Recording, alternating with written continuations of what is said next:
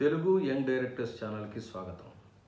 ఈరోజు మన ఎపిసోడ్లో మనం చెప్పుకునే అంశం ఏంటంటే తెలుగు రచయితలు వారి రచనలు, తెలుగులో వచ్చినటువంటి రచయితలు కావలసిన వాళ్ళు, అంటే దర్శకులు కావలసిన వాళ్ళు ఏ పుస్తకాలు చదవాలి, కొంతమంది రచయితలు వారు రాసినటువంటి నవలలు కానీ కథా సంపుటాలు కానీ ఏమిటి అనేది ఈ ఎపిసోడ్లో మనం తెలుసుకుందాం.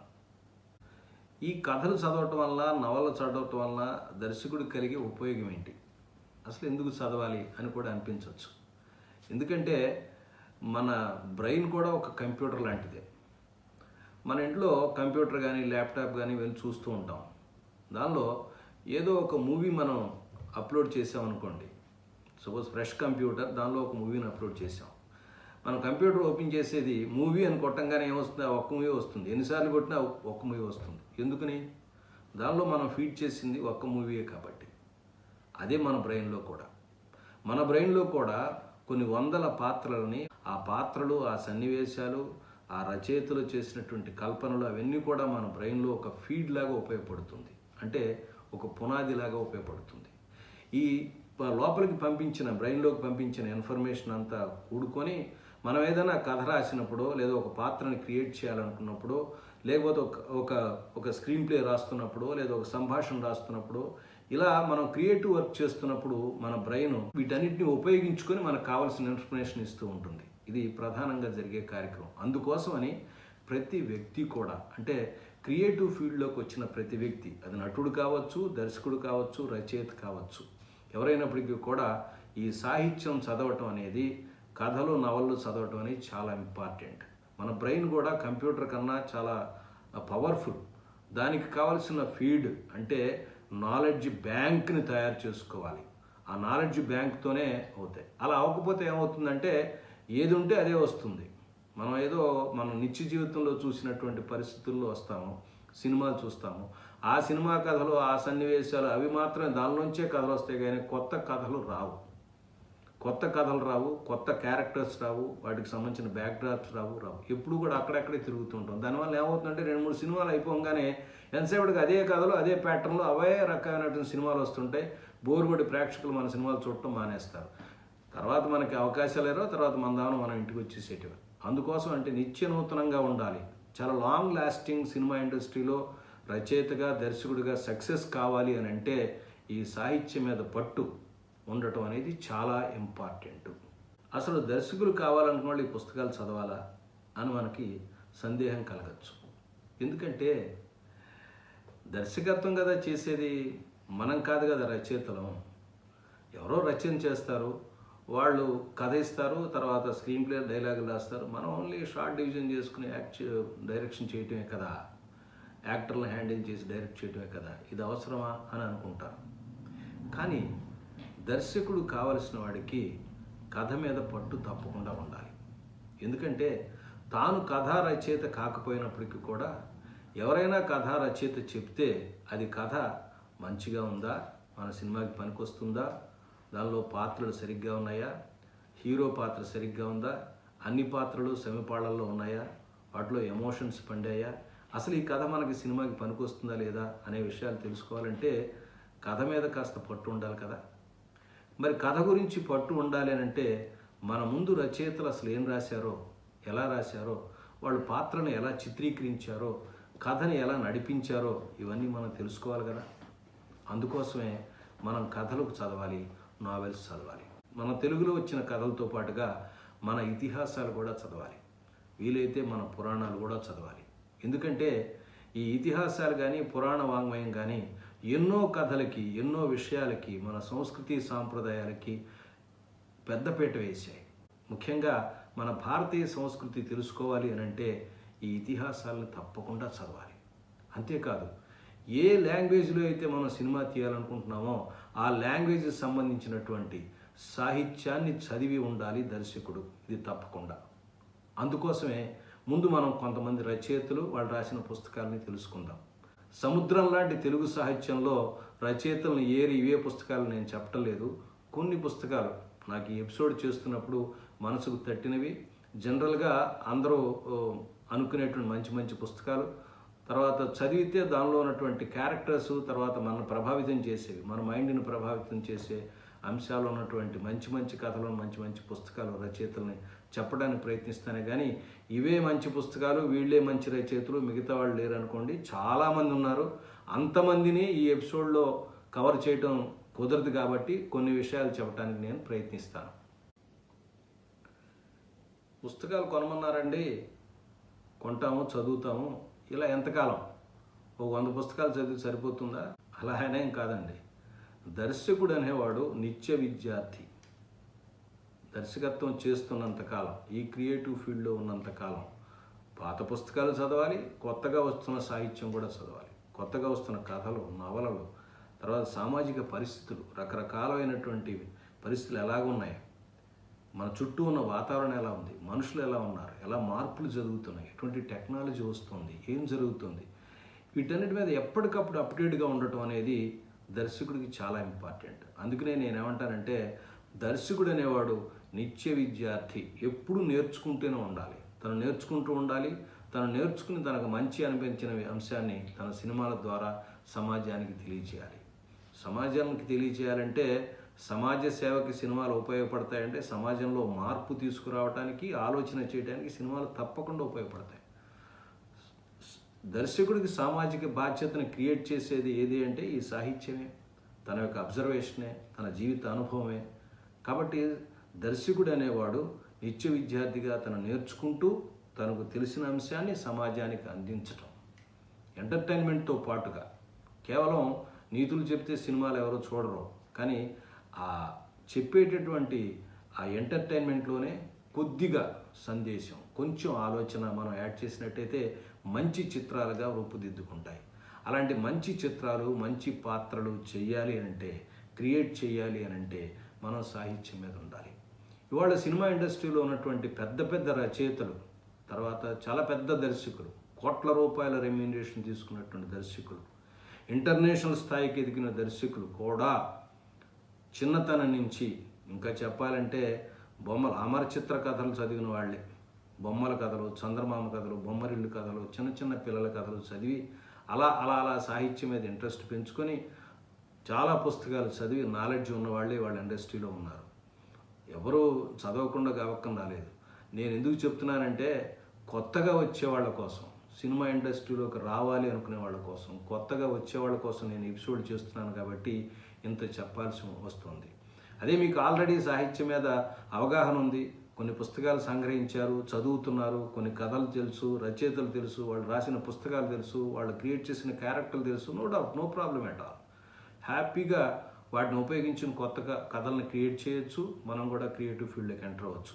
అలా కాకుండా ఏమీ చదవకుండా కొత్తగా వస్తారు చూసావా, ఏం పుస్తకాలు కొనుక్కోవాలి సార్, ఏ బుక్స్ మంచివి, ఏవైతే ఉపయోగపడతాయి, ఎలాంటి పుస్తకాలు చదవాలి, ఇలాంటి డౌట్లు వచ్చిన వాళ్ళ కోసమే ఈ ఎపిసోడ్ని నేను తయారు చేస్తున్నాను. అంతేగాని ఆల్రెడీ సాహిత్యం మీద ఉన్న పట్టు ఉన్న వాళ్ళ కోసం నేను ఏదో సజెషన్స్ ఇవ్వటానికో లేదో సలహాలు చెప్తానికి మాత్రం కాదని మరొకసారి విన్నవించుకుంటున్నాను.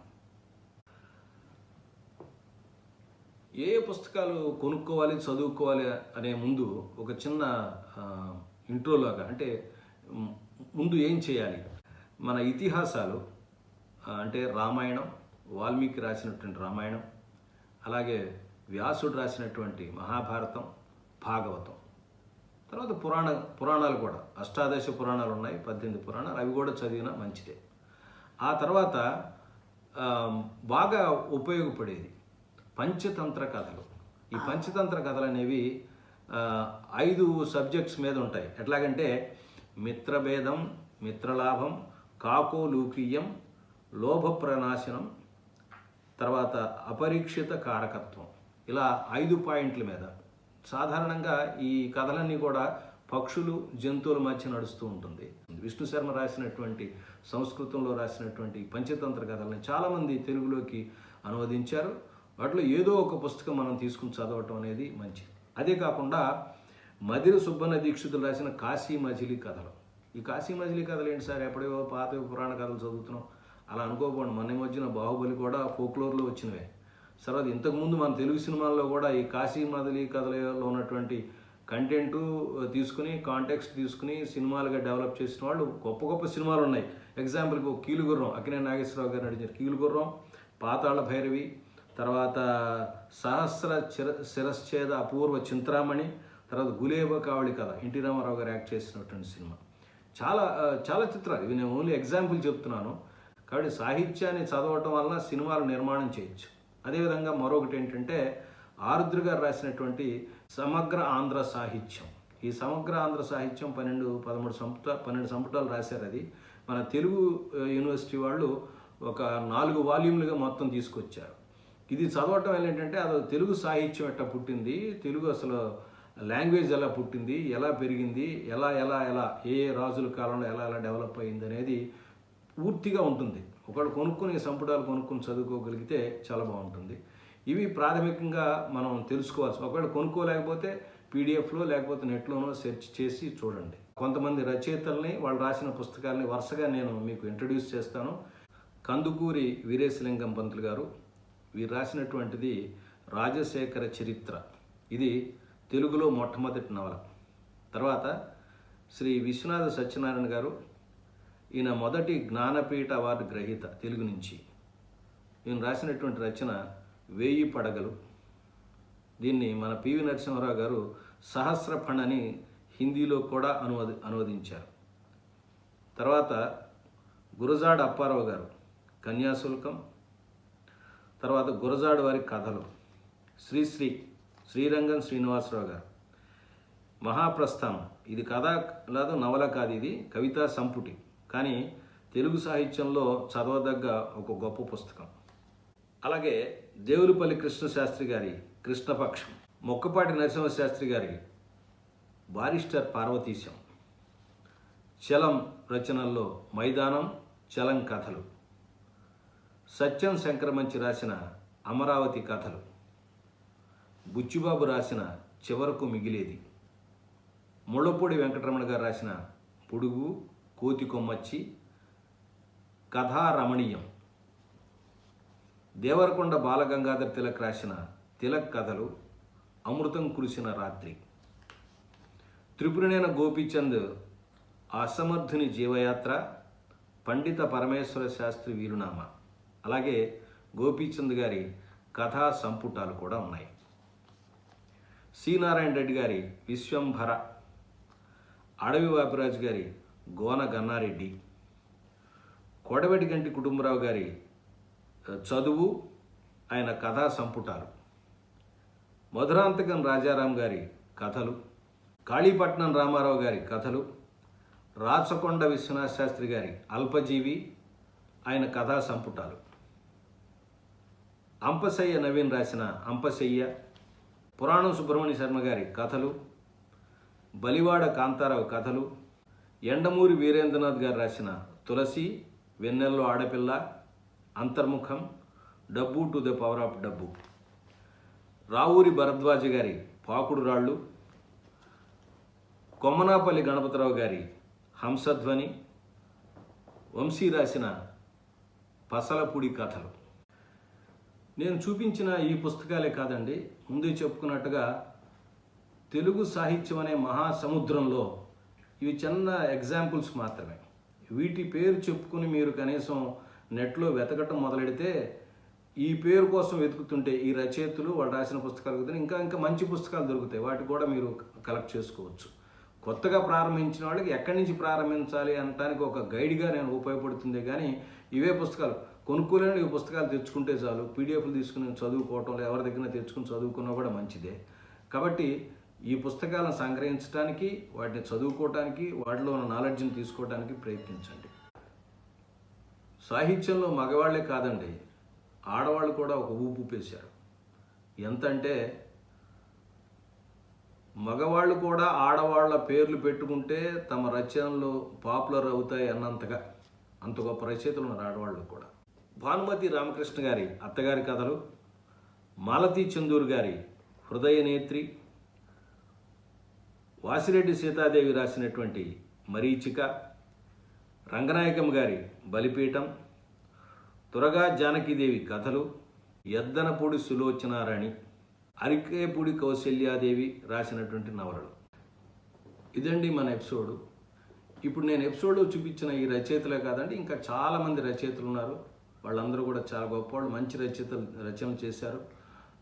వాటన్నిటిని కూడా ఈ టైంలో నేను గబక్కన అందరికీ నేను చెప్పలేకపోతున్నాను, ఎందుకంటే టైం తక్కువ కాబట్టి. దయచేసి మీకు తెలిసిన రచయితలు మంచి పుస్తకాలు కూడా ఉంటే కామెంట్ రూపంలో తెలియచేయండి. తర్వాత నేను మరో ఎపిసోడ్లో మీకు ఇంట్రడ్యూస్ చేస్తాను. నేను చివరిగా మిమ్మల్ని అందరినీ కోరేది ఒకటే, ఈ ఎపిసోడ్ చూసిన వాళ్ళకి మీరు చూడండి, ఇలా నేర్చుకోవాలన్న దర్శకత్వం లేదా స్క్రీన్ ప్లే, తర్వాత కథా రచయిత నేర్చుకోవాలనుకున్న వాళ్ళకి షేర్ చేయండి, తర్వాత కామెంట్ చేయండి, తర్వాత బెల్ ఐకాన్ నొక్కండి. తర్వాత ఎప్పటికప్పుడు ఎపిసోడ్లు వస్తాయి. మరొక కొత్త అంశంతో మళ్ళీ నేను కలుసుకుంటాను. నమస్కారం.